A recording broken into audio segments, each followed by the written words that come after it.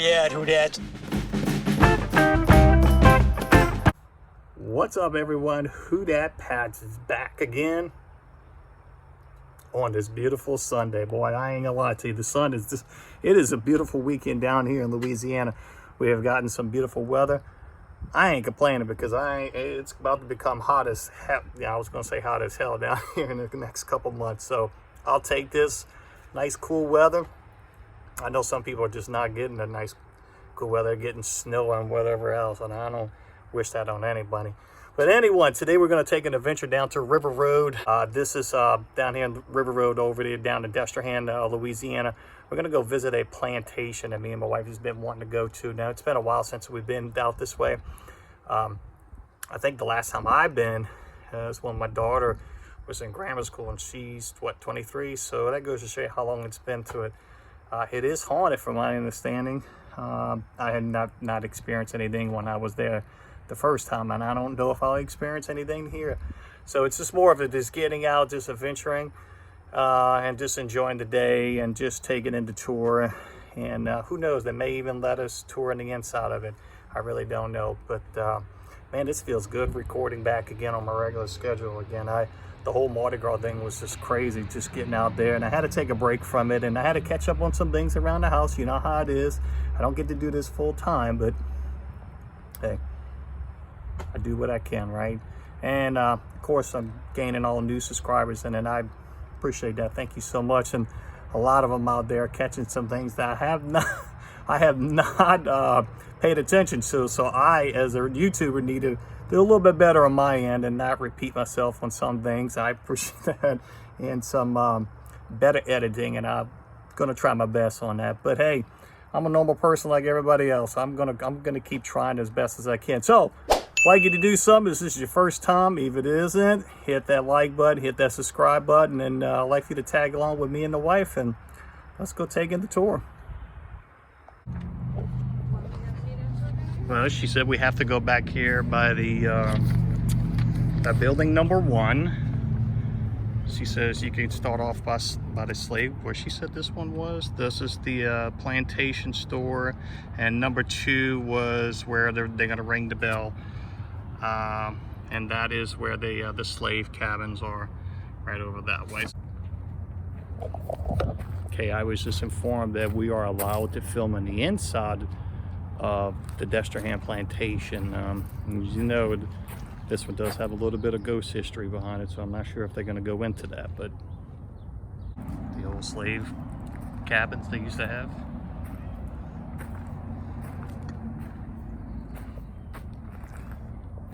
Right here, located off of River Road, right here in Destrehan. New Orleans is going back in this direction, and going up the river that way, going towards Baton Rouge.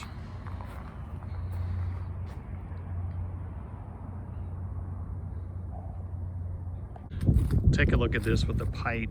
The tree is just wrapping around this. This oak tree is just taking over it. Wow.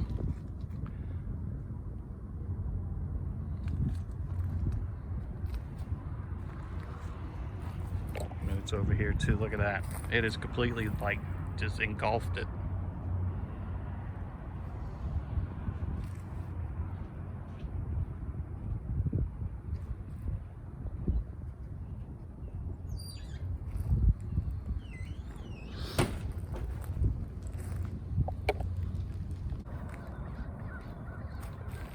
A lot of land back here.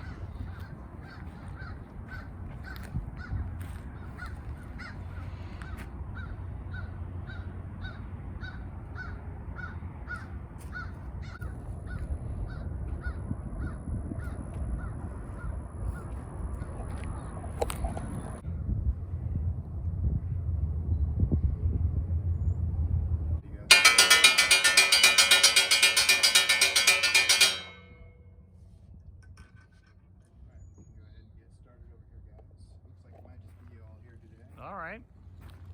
A very prestigious private tour right over this way. My name's Clint. I'll be showing you guys around. Nice to meet you, Clint. This is Destrehan Plantation here. This is the oldest documented plantation site like this in the whole lower Mississippi River Valley. The house here, this is basically the third oldest building that's still around in this region here. The only two places around here that are actually older than this are both over in New Orleans. There's a convent over that's older, and also a brothel. So, you know, between the convent and the brothel and the plantation, that's Louisiana history in a nutshell, pretty much. But anyway, so on the tour here, we're going to be talking obviously about the history of what happened here. One of the big goals of the tour is to try to give you guys kind of a good mental image of what this place was like, you know, back when it was a working plantation. So the first thing I'll point out here to kind of lay the groundwork for what we're going to be talking about is the lay of the land here. So if you look right over there at the other side of the road there, that hill, that's the modern day levee for the Mississippi River. So just a few hundred feet on the other side, that's where the river's at. So you can see we're pretty close by where those ships are out there. And the proximity to the river here is really one of the big reasons why this particular area of the world was important on kind of the world stage here back in the 1700s and 1800s. You know, because we're right here near the mouth of the river, and back during that time there were a lot of different European countries that kind of had aims at getting control of the Mississippi River. You know, back then whoever controlled the river here had a lot of power and influence and whatnot here in North America. So anyway, that's one of the reasons why this particular area was important on the world stage during that time. The other thing I'll bring up here, just to kind of give some context, is the colonial history of this area, which is a little bit complicated, but I'll kind of summarize it here and then we'll get into more detail as we go along.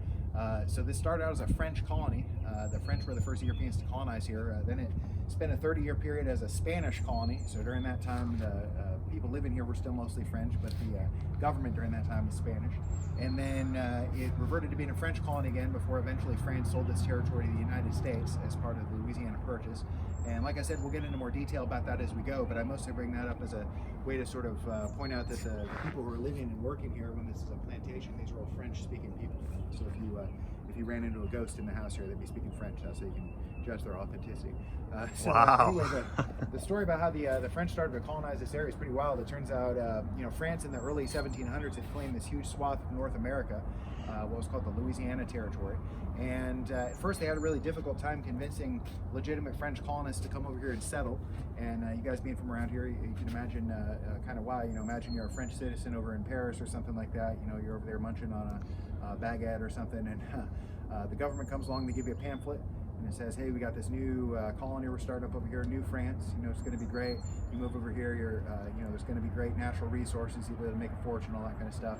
And then, you know, maybe if you read the fine print at the bottom, it said it does happen to be a swamp over there, and there's mosquitoes and gators, and the natives don't like us very much, and all that kind of stuff. So anyway, once word kind of got out about what life was actually like over here, it turns out a lot of the French citizenry over there weren't really interested in coming over and settling here. And turns out that was a big problem for France because they already claimed this territory here, and if they're going to make money off it, they needed those settlers over here. So as a result of that, they ended up getting a little bit desperate, and they ended up emptying out the French prisons and sending their prisoners over here, some of the initial colonists to this area. So in a lot of ways, you could think of you know, the founding class almost of the city of New Orleans down there is pretty much the dregs of French society at that time. You know, so the criminals and prostitutes and stuff from France that got sent over here as some of the first colonists. So anyway, as the French came in here in more numbers and they started setting up plantations like this along the river, they got to the point where you know, they were starting to look for different groups that they could exploit to work the agricultural land here for them. So the French colonists, they started out by trying to enslave the different Native American tribes that were living here at that time. Back then there were about 6 or 7 different tribes right in this area, and they didn't succeed so much at that. They managed to push the Native Americans off their land quite a bit, but Wow. They didn't so much succeed in enslaving them. You know, it turned out to be pretty difficult to enslave people who were way more familiar with the territory than they were. So as a result of that, they ended up kind of falling back onto the African slave trade, which was already pretty well established by that point. And they started importing slaves here mostly from the Senegambia region of West Africa. Okay, so it was primarily West Africans who were enslaved here during the time that this was a plantation. So the story about how this particular plantation got started, it started up in 1782, and it was started by a Frenchman by the name of Robin Delaunay. And when he came here and he originally purchased the plot of land, it was quite a bit bigger than what we're seeing here now. The original plot here was 1 mile wide over here at the river, and it was 8 miles deep. So it's 8 square miles. That's over 5,000 acres, you know, and it's about 60% agricultural land and about 40% swamp. And originally when Robin Delaunay established the plantation here, it was set up as an indigo plantation. That was the original crop they were growing here. And indigo, of course, it's a plant that's used to make blue dye. And it turns out that the big market for that blue dye at the time was the French military.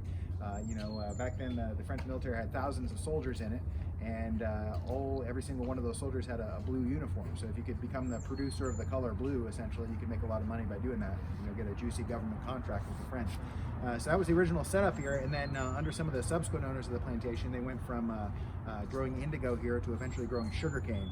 And that's actually what this particular place is better known for. This is one of the bigger producers of sugarcane in this whole area by the time you get to the mid-1800s. So as the kind of crops changed here over the years, and the overall scale of the operation gradually got bigger and bigger, it basically went from the time it was founded up until the Civil War happened. It was basically a gradual increase in the size of the production here. And also, along with that, the amount of people who were enslaved here gradually increased over the years. So it started out with about a dozen people enslaved here, and then by the time you get to the mid-1800s, there were 210 people that were enslaved here simultaneously during that time. And those people would have been living in cabins like this one we're standing in front of here. This is actually an authentic slave quarters cabin here from the 1830s. And this isn't where this originally would have been, though. Originally, this would have been a lot further down that way, away from the main house. And these would have been set up kind of like a little village down there. There would have been a road going down the middle, and then they would have had about 10 cabins like this on each side of that road. At one point, they had about 20 of these. And if you guys want to come up here, I'll show you some details here on the inside.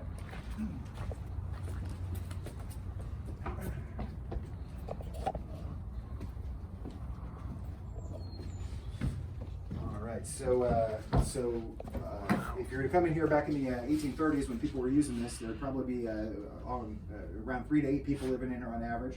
The more common type of bedding that you'd see in here back then would be these pallet beds like this. That's marked as a child's pallet bed, but those are actually used by adults as well. It's basically a sack full of Spanish moss that you'd sleep on. If an enslaved person here wanted to have a fancier wooden bed like this, they would either have to build it themselves, or they'd have to find some way of buying it or trading for it. And it turns out, because of the French laws here during this time, there were various ways that the people who were enslaved here were able to kind of make their own money on the side. And here they primarily did that through gardening. So pretty much every cabin like this would have had a big garden out back. And essentially they were entitled to keep whatever they grew in their own garden. And for one thing, they could use that to kind of supplement the food that they were being given by the plantation owners, which was pretty minimal. But on top of that, if they had a surplus of anything, if they grew extra, they could sell that off or trade it. And just like today, we got the river road out there running along the river, and that road would have been similarly busy out there back in the 1800s. Just instead of cars and trucks going by out there, you'd have horses and carriages and all that. And there's a pretty constant stream of merchants and peddlers and stuff like that going back and forth between here and New Orleans, who the enslaved folks here would be trading to. That's mostly who they're selling their produce to and all that.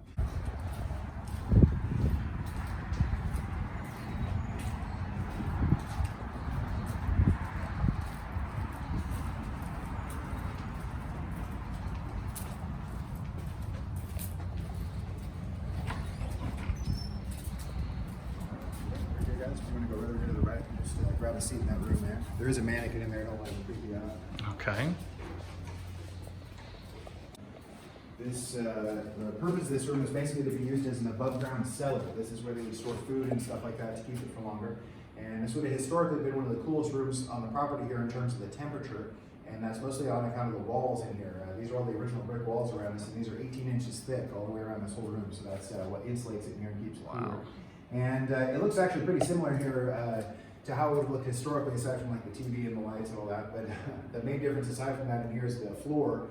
Originally this room would have had a dirt floor, and that was just for practical reasons, so they could bury jars and jugs and stuff like that in here for extra insulation. So this is where the family would be eating their meals and stuff. Yeah, I'm on the space in here.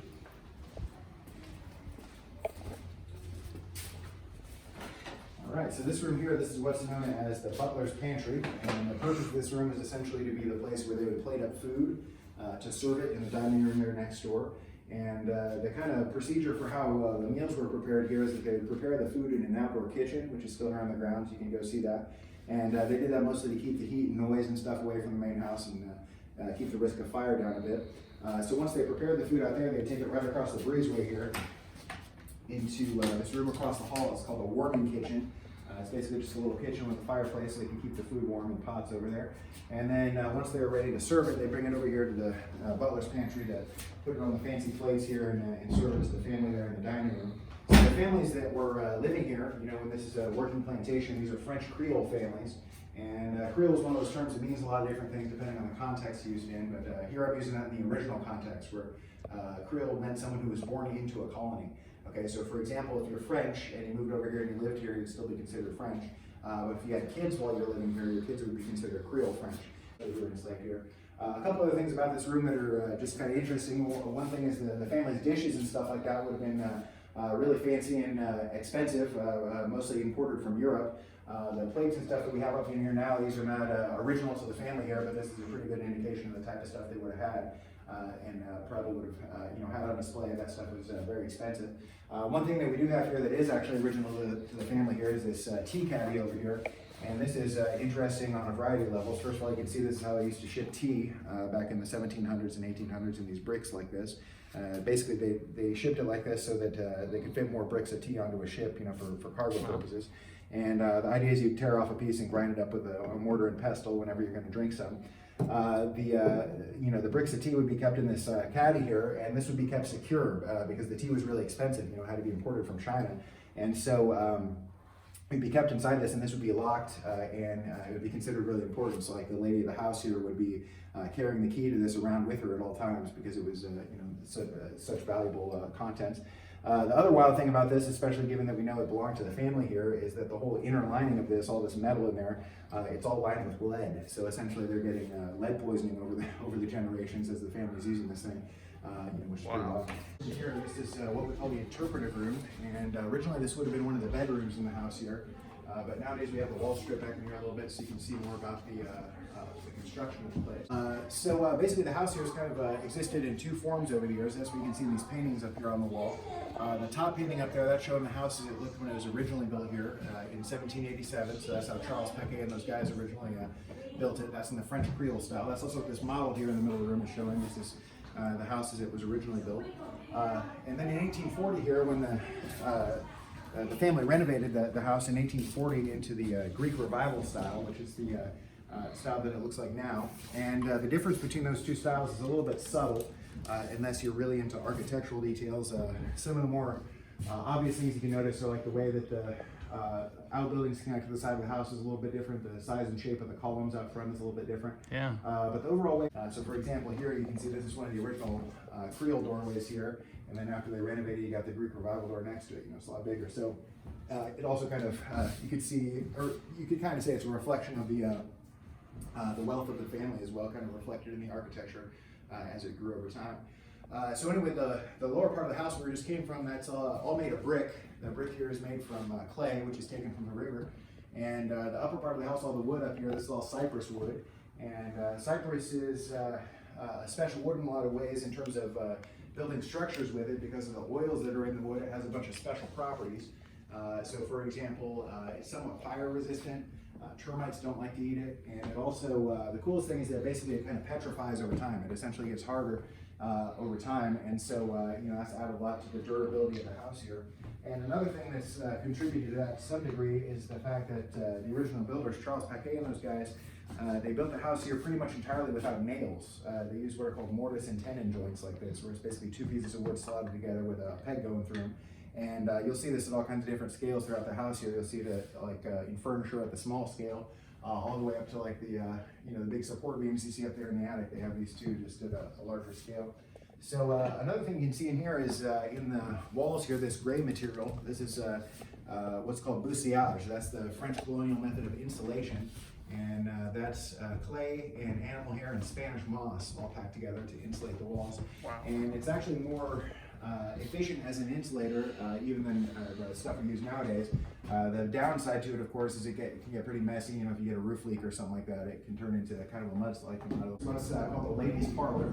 And originally this used to be one big room up here, this and the connected parlor over here.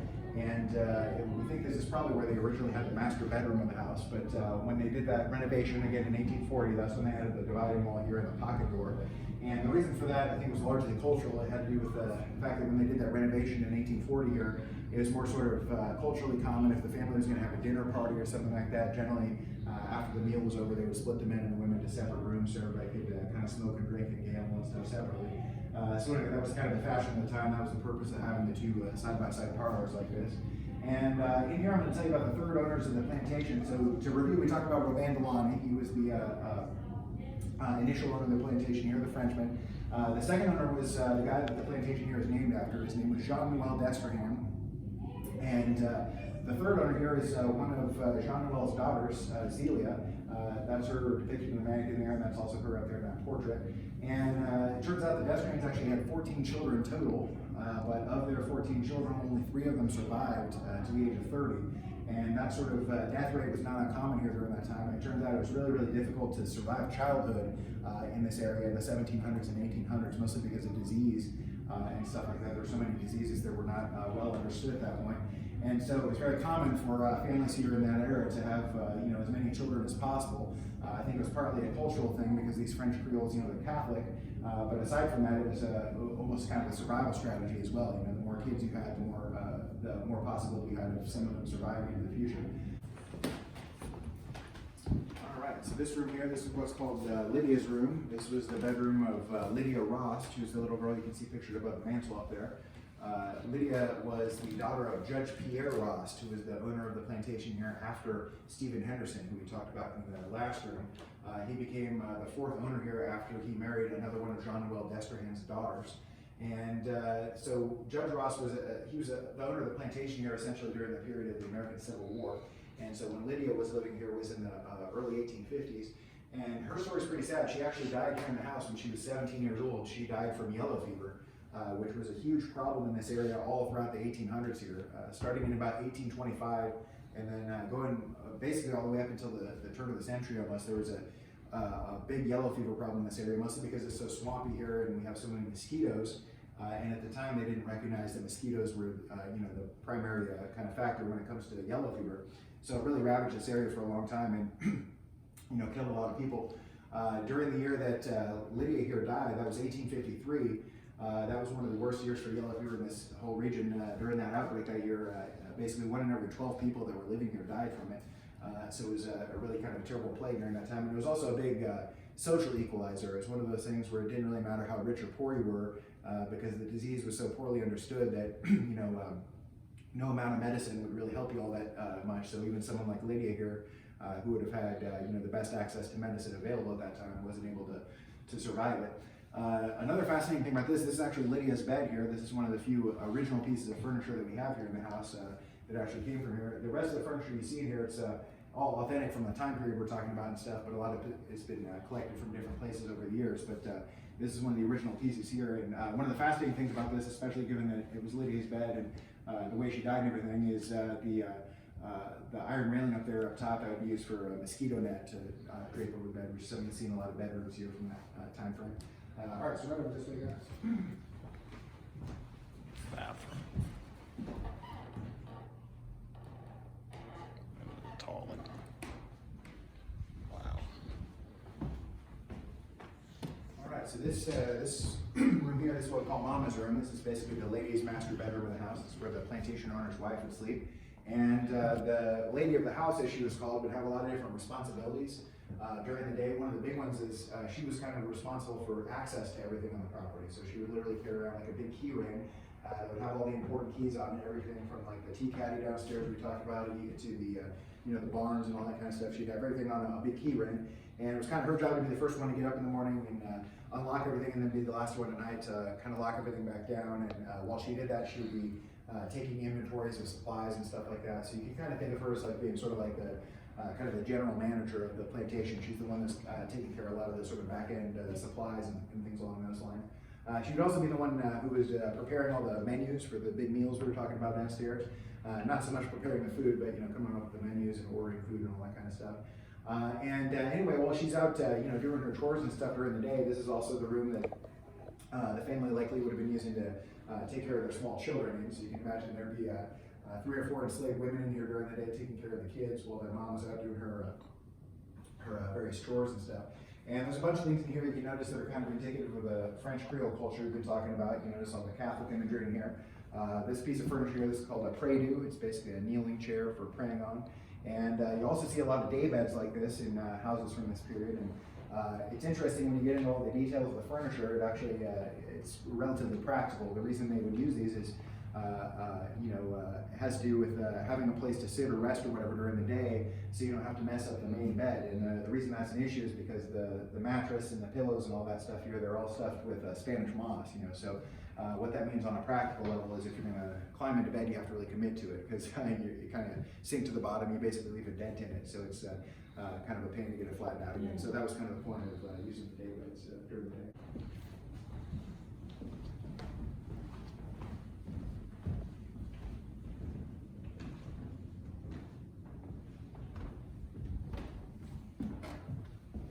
So this room here, this is what we call Papa's room. This is basically the male equivalent of the ladies' master bedroom we were just looking at. And in here, I'll tell you about the last two members of the Destrehan family that own the property here a little bit. So the first guy here, I've already mentioned a little bit, the man pictured above the lamp right there. That's Judge Pierre Ross. He was the owner of the plantation here during the period of the American Civil War. So that's Lydia's father from the previous room, the girl that we were talking about. And his story is pretty wild. It turns out, I call him Judge Ross because he was a Louisiana Supreme Court Justice. That's where he got that title. And it would have been not too long after Lydia's death that the Civil War was starting to brew up. And Judge Ross kind of saw the writing on the wall here pretty early. He recognized that once the war started, it probably wasn't going to be safe for him to stay here with his family and continue to operate the plantation and stuff while the war was going on. So before the war started, he took his family and they fled over to Europe. They went and stayed in Spain. And they stayed there for pretty much the whole duration of the Civil War. And while they were over there, Judge Ross acted as kind of a semi-official diplomat for the Confederacy. He went around to different influential people throughout Europe and tried to convince them to send money back here to the Confederates. But at the end of the day, he wasn't very successful in doing that. And of course, eventually the Confederacy lost the war. So it left Judge Ross in this pretty tricky situation where now he's stuck over there in Spain with his family, and he was considered a traitor to the United States because he'd been over there working for the Confederates. And so in order to come back to the United States and reclaim his plantation here, he actually had to get a presidential pardon in order to do that. And eventually he got it. He was pardoned by President Andrew Johnson after the Civil War was over. And he did come back to the States, and he did take over the plantation again. But of course, things had changed here really drastically in the meantime. The whole war had happened. And how the war went down around here was relatively simple. It turns out New Orleans was one of the first big Confederate cities to fall right near the beginning of the war. Just about a year into the Civil War, basically the Union Navy sent some ships up the Mountain River down there, and New Orleans surrendered without a fight. So the Union took over New Orleans and then subsequently occupied basically this whole region. And during that time, they also seized most of the plantations in this area, including this one. During the war, this was actually seized by the Union Army and used as a barracks. This is where they would have troops staying here and stuff when they were passing through the area. So literally, while Judge Ross was over in Europe working for the Confederates, there was probably a Union officer in his bed back here, back in the States. But anyway, after the war was over, after slavery had been abolished, immediately after that, the federal government, they established a program that was called the Freedmen's Bureau.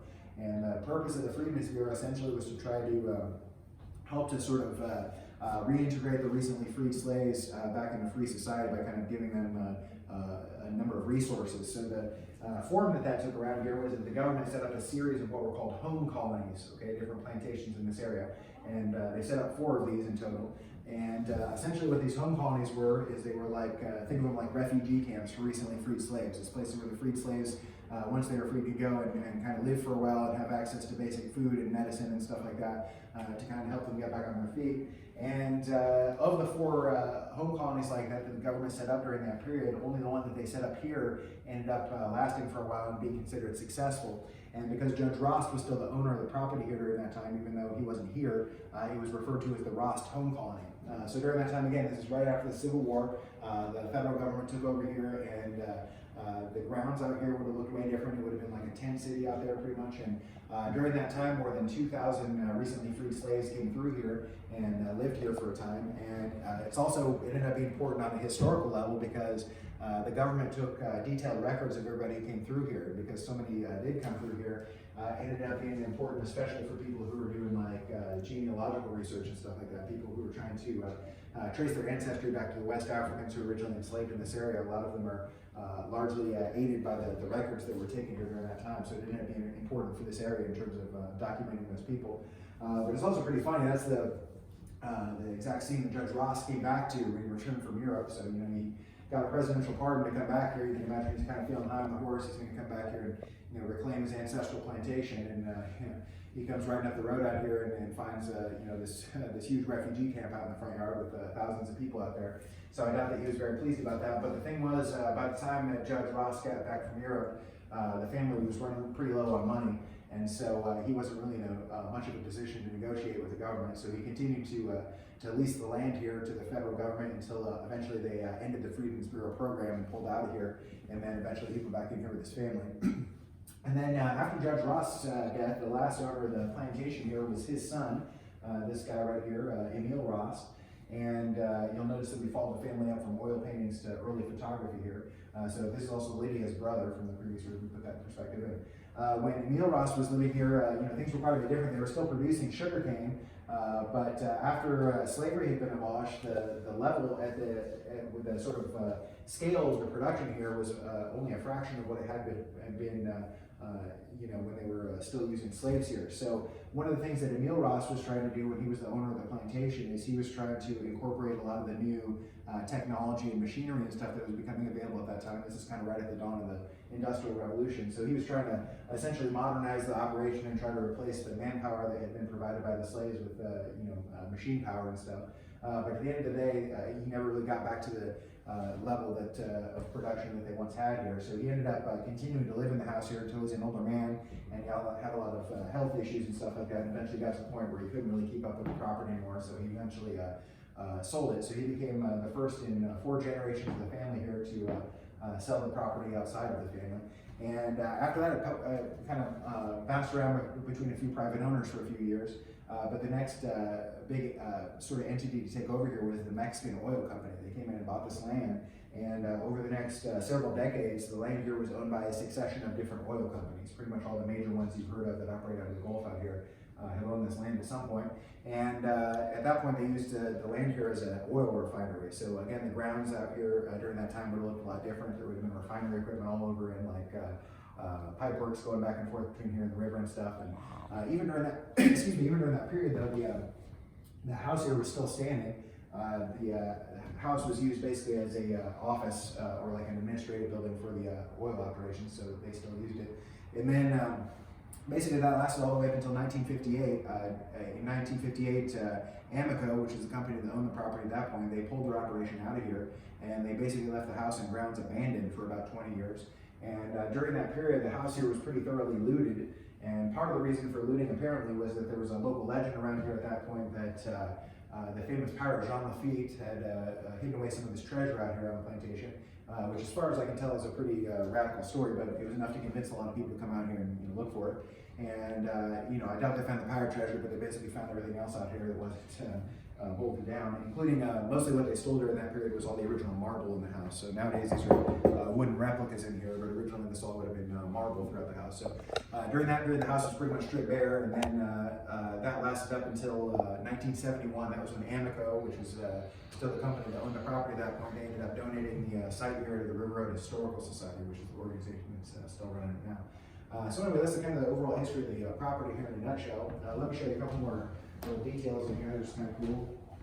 This is what Spanish moss looks like after it's been cured. So when you see it on the trees out there, it's got it looks gray. So that grayness that you're seeing is like a little husk that's around every little fiber. And so what they would do to harvest that is they would get it off the trees and make big piles of it, and then they would let those piles kind of naturally compost to get the outer layer of that off, and then they'd wash it out with water and dry it, and you get something that ends up feeling like kind of a Brillo pad in terms of consistency. And that's what you use to stuff all the mattresses and bedding and stuff in here. And there's a few ways that some of the furniture in the house here is actually kind of made to incorporate the fact that it's stuffed with Spanish moss. So for example, at the top of the headboard up here, this looks kind of like a rolling pin, and that's basically what that is. You can actually pop that off the top there and use that to roll out the moss in the bed, flatten it back out again. Wow. So it's kind of cool. And then here's another piece of what you might call comfort technology. This is a bed warmer. It's basically just a pan on a stick with a lid. The idea is you can take the coals from the fireplace and put them in there, and then carefully, because the bed's super flammable, but you rub that under the covers in the winter to make it nice and toasty and make it really fine thing. So it's interesting how folks during this time, they had pretty much the same comfort issues that we have nowadays, trying to stay warm in the winter and cool in the summer and all that kind of stuff. They just had different technology to do that with, had to be a little more resourceful about it. All right, right this way, guys.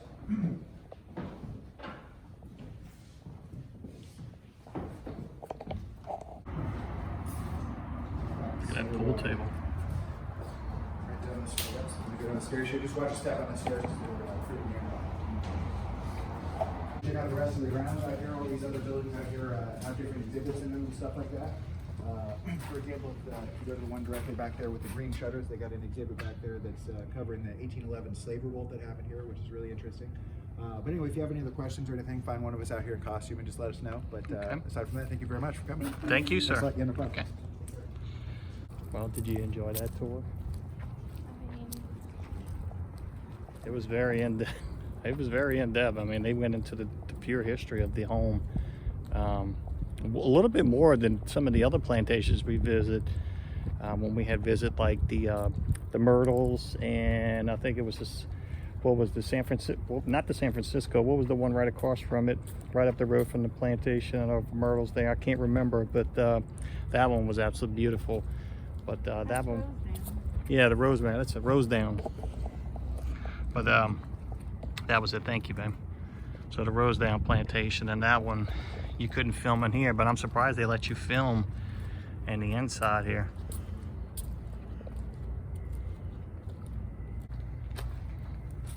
Of course, you see this a lot, quite a bit on trees when you come here.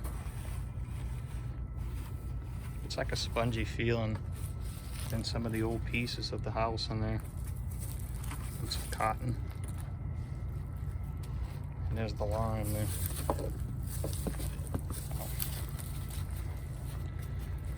It looks like it's a potato.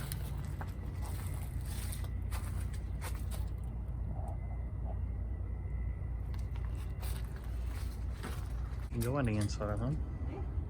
Okay. So you can scan for the audio tour. So I'm gonna let you do this, everyone. You go ahead and scan this if you would like, and I am gonna film in the inside of it. And I'm gonna try to see if I can get my wife to play it on her phone while we do this here.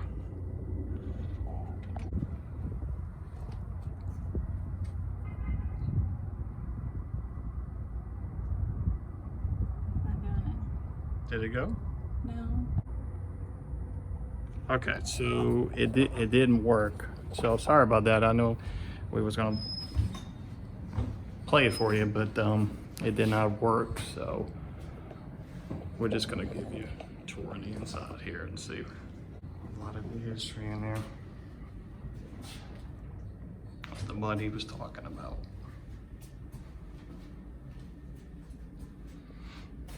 That's the original photos.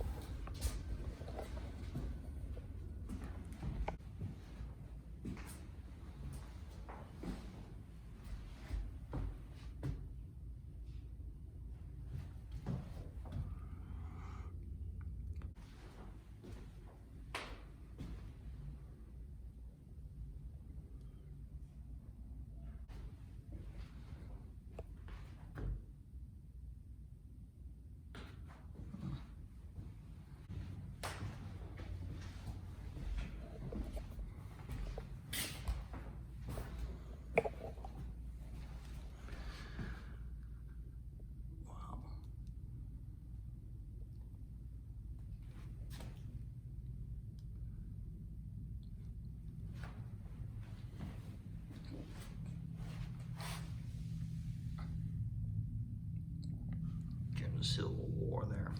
Holy smokes.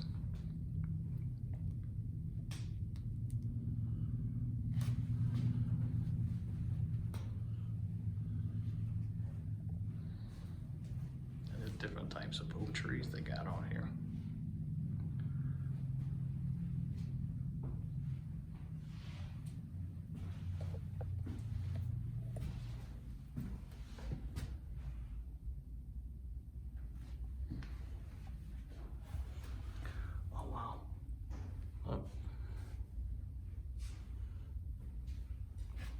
When the native Indians were back here and they had them, some of the artifacts that they found, this is what they were adding on to the house here.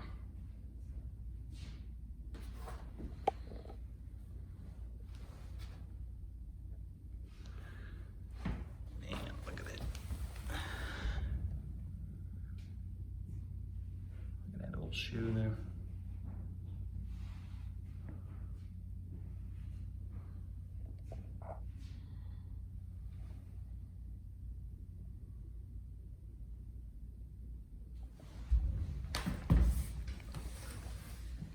Battery cylinders. Holy smokes, look at that.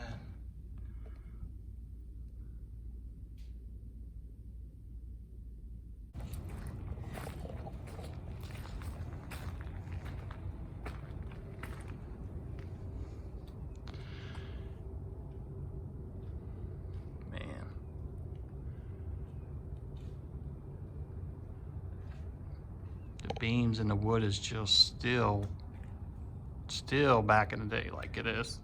What? You found the outhouse? Okay.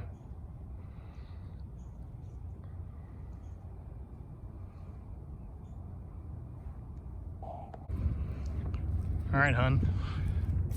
I think we're gonna head on out, huh? Yeah. All right, everybody, I really hope you enjoyed it. Today is such a beautiful day today. We just had to get out the house here. We really like this. It was nice and quiet, peaceful to come out here. A lot of history out here. So if you're down in the Destrehan area going towards Baton Rouge, coming from New Orleans, and right on River Road, definitely recommend coming out this way and taking the tour. I think tickets may have cost us like $50 total or something like that for adults. We're gonna go back in the gift shop before we get out of here. I think she wants something to drink though.